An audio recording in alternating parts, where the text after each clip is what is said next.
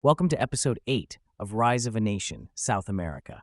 This episode is on Paraguay. You might know about the Amazon, maybe the Andes, but South America is just full of stories, isn't it? Absolutely. So many unique histories. And few are quite as dramatic, I think, or as singular as Paraguay's.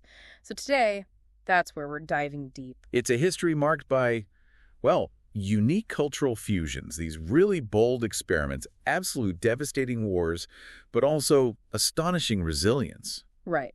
Our mission here is to take you on a journey, basically chronologically, through Paraguay's past. We want to reveal the surprising forces that shaped it. And especially how things like its geographical isolation and the fact it didn't have the gold and silver everyone else was looking for, ironically carved out a path really unlike any of its neighbors. Yeah, exactly. If we've pulled together insights from, a good stack of historical accounts, trying to highlight the most compelling details and different perspectives. So expect a clear, hopefully engaging exploration of the key eras and figures, packed with facts that should give you a shortcut to really understanding this fascinating nation. Okay, so where do we start? Pre-colonial times. Yeah, let's begin there. Before Europeans arrived, you had semi-nomadic Chaco Indian tribes populating this, well, pretty rugged landscape. The Chaco is this vast, often harsh plain region. And while there aren't tons of, say, ruins from back then, there's something incredible that survived, isn't there? There absolutely is. The Guarani language. It's a profound testament to that indigenous heritage. Nearly 90% of Paraguayans still understand Guarani today. That's amazing, especially in Latin America, where so many indigenous languages faded under colonial pressure. It's truly remarkable resilience. So tell us about the Guarani people themselves. Well, they're often described as warlike, but they were also quite vulnerable, constantly under threat from hostile tribes and also slave raiders. Which ironically made the Spanish offer of security maybe seem appealing. Exactly. It wasn't just straightforward conquest. It was a more complex interaction from the start. The Guarani had their own distinct customs. Like exchanging women to cement alliances. I read about that. Precisely. And this led to, well, a notable amount of intermingling. Lots of sexual relations with Spanish men. Some reports say they averaged 10 concubines each. Wow. Polygamy was common. They even practiced ritual cannibalism, consuming enemies to gain their power. It paints a picture of a very different cultural landscape meeting the Spanish. So this cultural fusion started early. What about the first actual European attempts to, get a foothold? Quite tentative at first. Juan Diaz de Solís tried in 1516 down at the Rio de la Plata estuary, but that failed. He actually died there. Right. Then there's this intriguing figure, Alixo Garcia, a Portuguese adventurer. Shipwrecked, learned Guarani, heard tales of a white king, likely the Inca Empire, and set off looking for riches around 1524. A kind of precursor to the main event. You could say that. It sort of set the stage for the official founding of Asuncion. That happened on August 15th, 1537. Juan de Salazar de Espinosa and Gonzalo de Mendoza established Nuestra Señora Santa María de la Asunción. And Asuncion became really important, didn't it? Not just for Paraguay itself. Hugely important. It became the nucleus of a Spanish province. They called it La Provincia Gigante de Indias. It was the base for colonizing large parts of South America, even for refounding Buenos Aires later on. But here's where Paraguay's story really diverges, isn't it? The lack of gold. Absolutely key. Unlike Bolivia or Argentina, no gold, no silver. So it stayed underpopulated, economically underdeveloped by those typical colonial standards. But that lack of mineral wealth had this unexpected consequence. It really did. It fostered this unique cultural fusion. Governor Domingo Martinez de Irala actually encouraged intermarriage between the Spanish men and Indian women. Creating the mestizo population that's dominant today. Exactly. And that's a huge reason why the Guarani language survived and even thrived alongside Spanish. It wasn't suppressed in the same way. So a different kind of colonial path. And you mentioned earlier, it also seemed to foster a bit of defiance. Yeah, an early streak of independence, you could say. The colonists elected Irala as governor themselves. And later, they actually revolted against the governor appointed by the crown, Alvar Núñez Cabeza de Vaca. They sent him back to Spain in chains. In fetters, yes. It set a kind of precedent for challenging authority from Madrid. Okay, so we have this unique cultural blend, this early defiance. What comes next? I know there's a really major experiment on the horizon. There is. The Jesuits arrived in 1588. The Society of Jesus.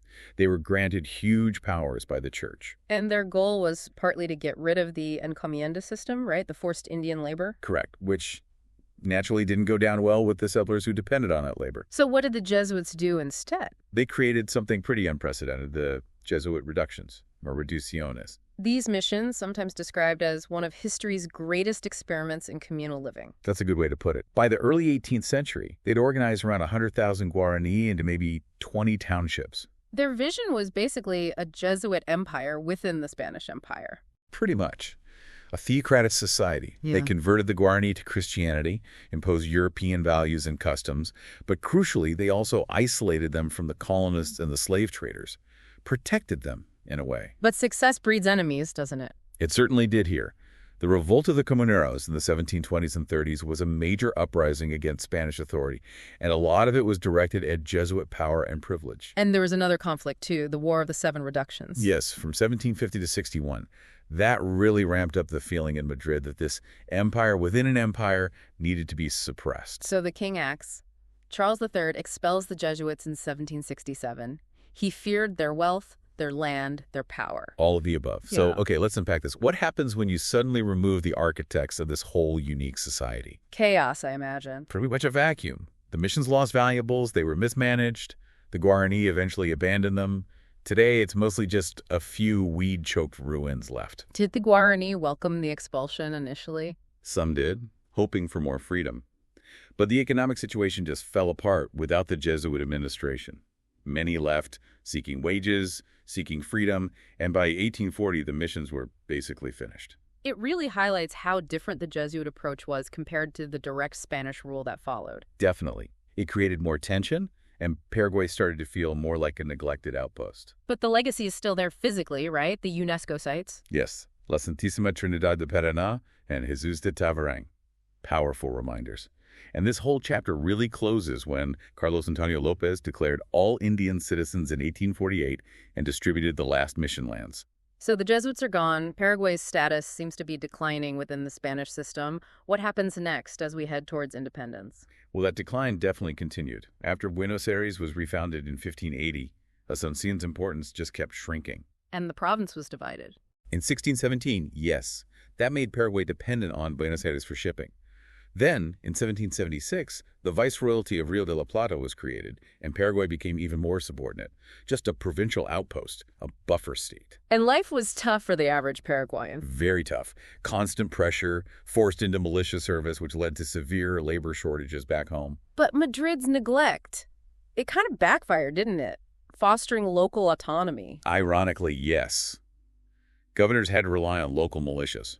And Paraguayans kept pointing to this old 1537 decree, claiming it gave them the right to choose and even depose their governors. Asunción got a reputation for being in continual revolt against the crown. That's right. And this simmering resentment boiled over when Buenos Aires, the Porteños, tried to assert control. Ah, yes, the Porteño blunder. They picked the wrong guy to represent them. They really did. José Espinel y Peña, described as perhaps the most hated Paraguayan of his era, said him was not smart. And that led to Buenos Aires sending troops. It did. A disastrous decision. They sent 1,100 troops under General Manuel Belgrano to try and subdue Asunción. How did that go? Badly for the Porteños. The Paraguayan troops soundly thrashed them at Paraguay and Tacuary. But the key thing wasn't just the military victory, was it? No. What was crucial was what happened during the campaign. Officers from both sides actually fraternized quite openly. They talked. They talked. And the Paraguayans realized, hey, Spanish dominance is ending. We hold the real power here, not the Spaniards. It really whet nationalist passions, as one source puts it. So the final push for independence, what triggered it? A couple of blunders by the last Spanish governor, Bernardo de Velasco. But the absolute last straw was when the Asunción Council asked for Portuguese military help against Belgrano's forces. That was it. That lit the fuse.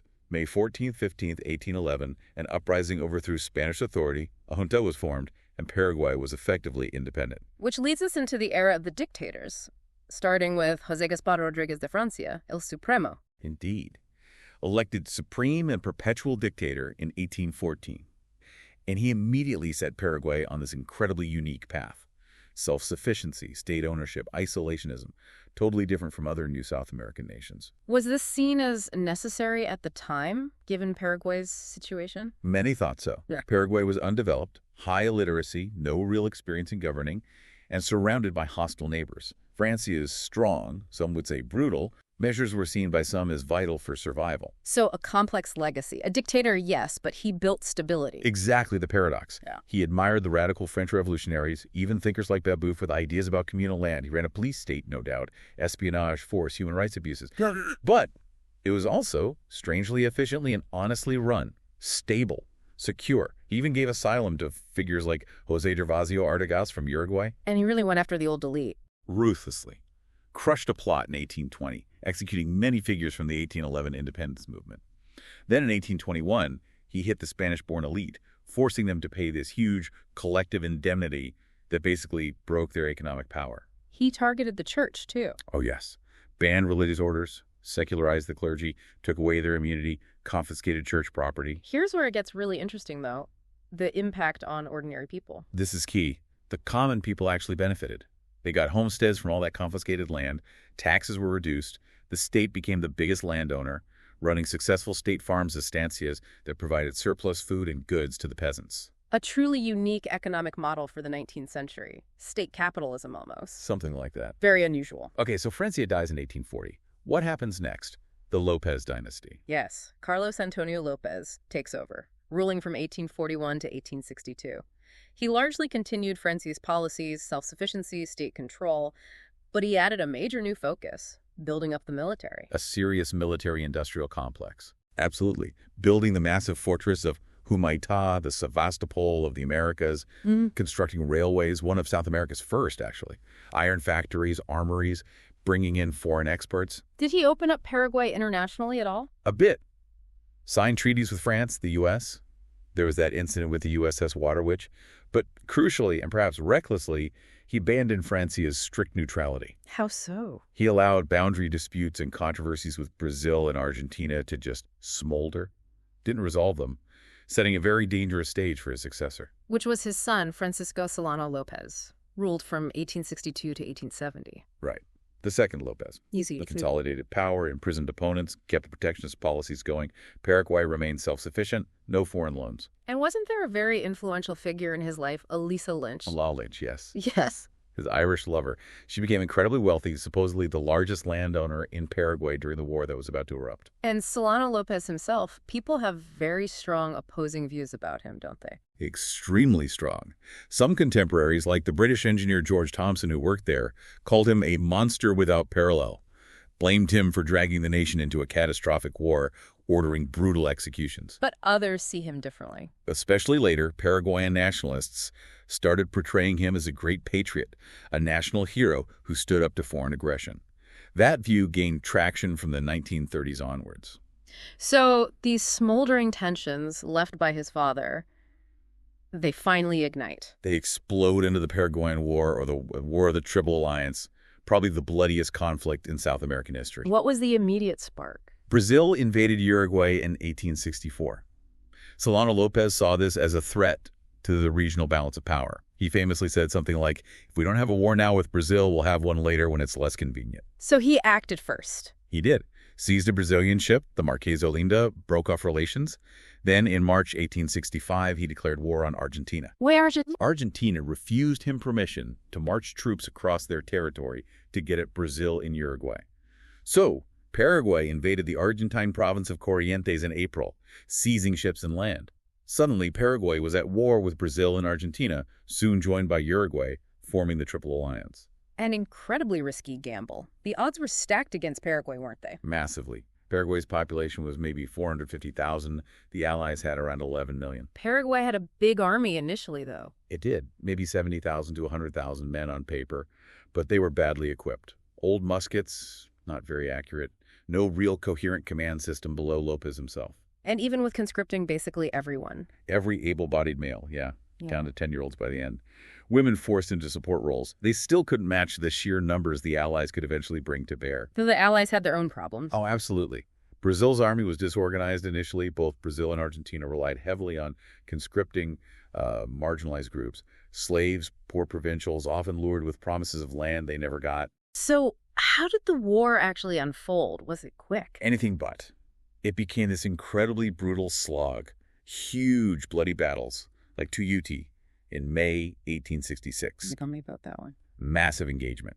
The Allied force, over 35,000 strong, but suffering from disease and supply issues, took maybe 3,000 casualties. But the Paraguayans lost something like 13,000 men, an enormous blow for Lopez. He had to start filling ranks with old men and boys after that. So the war bogged down. Yeah, into really primitive trench warfare. Disease, especially cholera, was rampant in the Allied camps. Reinforcements were slow. There was even a stalemate where Lopez tried to negotiate peace with Argentina's President Mitre. But it failed. It did. Mitre insisted on unconditional surrender. Huh. Turned out there was a secret clause in the Triple Alliance Treaty demanding Lopez's removal. So, no deal possible. And the fighting just got worse. Yes, a disaster for the Allies at Quirpedady in September 66.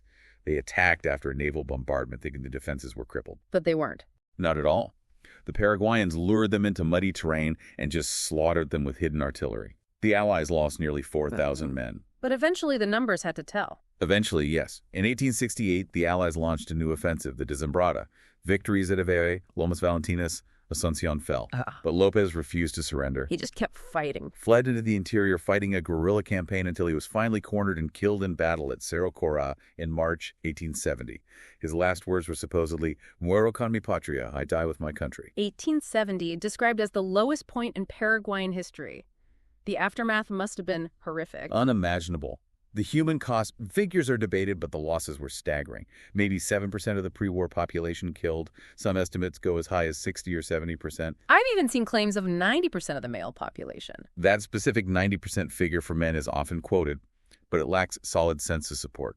What we do know is the 1871 census showed only about 221,000 people left, and far, far more women than men. It was proportionally one of the most destructive wars in modern history. And disease killed more than fighting. Yes, cholera especially took a terrible toll on both sides. Beyond the human cost, Paraguay lost land. Huge amounts. About 154,000 square kilometers ceded to Brazil and Argentina. And reconstruction. How did Paraguay even begin to rebuild? It was incredibly difficult and led to new problems. The post-war Colorado Party government dismantled Francia's state socialism. To raise money, they sold off almost all the state land, over 95%, mostly to foreigners and speculators. So the land didn't go back to the people. No. Politicians got rich. Foreign companies bought huge tracts. Peasant squatters who had lived on the land for generations were often displaced. By 1900, something like 79 individuals or companies owned half the entire country. Massive inequality was baked in. So let's circle back to something you mentioned earlier, the causes. There's this persistent theory about British influence, right? That Britain somehow orchestrated the war. Yes, that's a popular idea, especially among revisionist historians in Paraguay and Argentina. The argument often goes that Britain needed cotton because of the American Civil War and saw Lopez's self-sufficient Paraguay as an obstacle, or that British bankers pushed the Allies into war to open up Paraguay for loans and trade. But what does the evidence actually say? Well, this raises an important point about historical interpretation. While the British economy might have indirectly benefited from any increased trade eventually, finding documented proof of direct British government instigation, or forcing the Allies into war, that's where the theory struggles. What are the counter-arguments? Several strong ones. The British government officially opposed the war from the start. The conflict actually damaged international commerce in the region, including Britain's. Britain also formally disapproved of those secret treaty clauses aimed at destroying Paraguay. And the cotton argument. Britain was already successfully ramping up cotton imports from places like Egypt and India to replace American cotton. There's no real evidence they needed Paraguayan cotton specifically or saw war as the way to get it. So while it's a compelling narrative for some, the direct evidence for British machinations is thin. Okay, so the war devastated Paraguay. What about the victors? How did it affect Brazil and Argentina? It had huge impacts there, too. For Brazil, it marked the peak of its military and political influence in South America. It became the regional great power. And it had domestic consequences. Big ones. Mm-hmm. The war effort helped push towards the final abolition of slavery in Brazil in 1888. It also significantly boosted the military's role in public life, but financially. It was costly. Ruinously so. The massive increase in public debt contributed significantly to the fall of the Brazilian Empire just a year after abolition in 1889 and the rise of the Republic. And Argentina. Argentina also faced internal revolts during the war, but ultimately the conflict helped consolidate the power of the central government in Buenos Aires over the provinces. The army leadership also grew in influence. You mentioned women earlier. Their role seems particularly significant. Absolutely. In Paraguay, the distorted sex ratio after the war had long-lasting impacts on the culture, with men sometimes encouraged to have multiple partners to rebuild the population. And in Brazil, Afro-Brazilian women played a crucial, if often overlooked, role as vivanderas. They were essential support personnel carrying supplies, cooking, washing, nursing. The army depended on them, even if the government downplayed their importance later. Many were seeking income after their male relatives were drafted. and just a final point on the aftermath, the border dispute with Argentina. Right, the Chaco region. That was resolved through arbitration by U.S. President Rutherford B. Hayes in 1878. He ruled in Paraguay's favor, which is why there's a department in Paraguay named Presidente Hayes today. Okay, so moving into the 20th century, Paraguay slowly rebuilds. What are the key phases? Well, after decades of Colorado Party dominance following the war, the Liberals finally took power in a revolution in 1904. This kicked off the Liberal era, lasting until 1936, but it was often unstable. Then comes another major conflict, the Chaco War. Yes, in the 1930s, against Bolivia, over the disputed Chaco territory thought to potentially have oil. Paraguay, against the odds, eventually won this brutal war. But victory didn't help the Liberals politically. Ironically, no. President Ayala agreed to a truce that many in Asuncion felt gave away too much. The war had also united the opposition workers, peasants, disgruntled veterans. Why veterans especially? The government refused to fund pensions for disabled veterans while awarding huge sums to the generals. This fueled a sense of social injustice and revolution. And this leads to a major shift, including rehabilitating a controversial figure. Exactly. In February 1936, Colonel Rafael Franco led a coup, ending liberal rule. And one of his most symbolic acts was to declare Francisco Solano Lopez the leader from the disastrous Triple Alliance War, a national hero sine exemplar, without equal. They found Lopez's supposed remains and buried them with full honors in the national pantheon. It was a deliberate attempt to rewrite history, erase the shame of the defeat, and forge a new, unified national identity around this figure of resistance. How does a nation rebuild its identity after such trauma? That's a huge question. It really is. And using historical figures, reinterpreting the past, is clearly a powerful tool in that process. So after this period of upheaval, we enter another long era of strongman rule. Yes, Alfredo Stroessner's coup in 1954. He ruled for 35 years, until 1989. A long, long dictatorship. What defined the Stroessner era or Stronism? I know the Itapu Dam project was huge. Colossal. A $19 billion project with Brazil on the Paraná River. Paraguay couldn't afford to contribute much financially, but its cooperation was essential, and it brought a massive economic boom. At least for a while, GDP grew over 8% annually for a time. But it wasn't all positive. Not at all. Power rested on what some called a trilogy: the government, the Colorado Party, Stroessner's party, and the armed forces. And it was riddled with corruption. How so? Smuggling contraband became a huge source of income, especially used to buy the loyalty of military officers who amassed enormous fortunes. Favors, cronyism, it was deeply entrenched. And this connects to Paraguay's inequality problem today. Directly. Stroessinism is seen as a key period when Paraguay became one of the most unequal countries on Earth, something like 1.6% of the population owning 80% of the land. Oxfam reported that 8 million hectares were distributed irregularly to friends of power during his rule. So Stroessner finally falls in 1989. What follows? A transition to democracy, thankfully. A new constitution in 1992 dramatically improved fundamental rights. In 1993, Juan Carlos Wasmosy became the first civilian president in nearly 40 years. Was the transition smooth? Not entirely. There was a serious coup attempt against Wasmosy in 1996, but it was rejected, thankfully strengthening democratic institutions. And more recently, any key events? There was a tragic supermarket fire in Asuncion in 2004 that killed hundreds. In 2005, there was some controversy around U.S. troops conducting exercises near Mariscal Estigarribia Air Base, highlighting Paraguay's strategic location.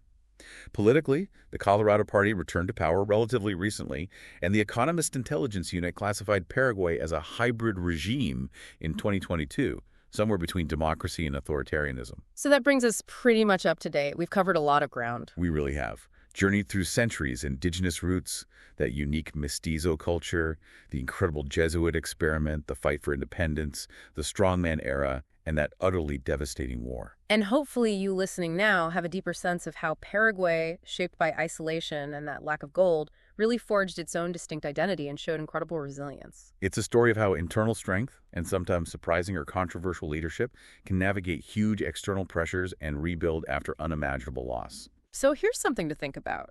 In a world so often defined by grabbing resources and global connections, Paraguay's history offers this really different case study, doesn't it? It really does.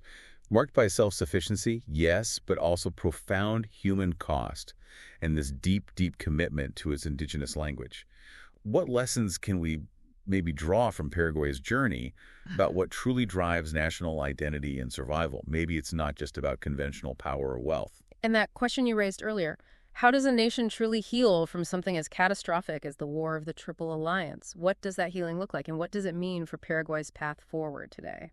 Lots to ponder there. It's been a fascinating, if sometimes grim, dive into Paraguayan history. Thank you for watching Episode 8 of Rise of a Nation, South America. If you enjoyed this podcast, please like and subscribe for more. Write in the comments what country's rise you would like me to cover next.